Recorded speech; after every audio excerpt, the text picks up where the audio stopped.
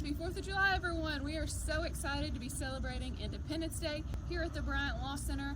We know that a lot of you guys are going to be setting off some fireworks in your backyard coming up this weekend, and just be safe about that. So here's a few tips for that. Number one, you're going to want to check your city and county and state ordinances about what you can set off and how and when and where.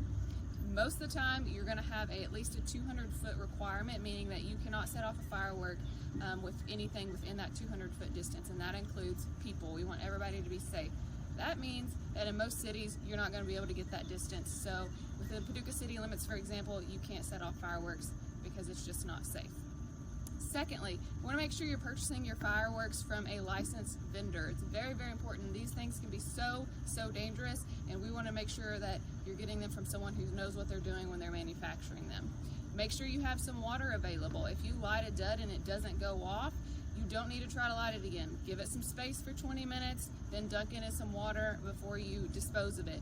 Your fireworks that do go off, dunk those in some water before you put them in a trash can, because you don't want to accidentally catch anything on fire. And finally, don't drink and set off fireworks. That is one of the #1 causes for a lot of disasters, is people becoming intoxicated and not really paying attention to what they're doing and being negligent. So don't do that, and don't drink and drive this holiday weekend. That includes boating, motorcycles. You can get a DUI on a horse. So if you're going to be out and about and drinking, make sure you have a designated driver, and be safe so we can all celebrate Independence Day again next year.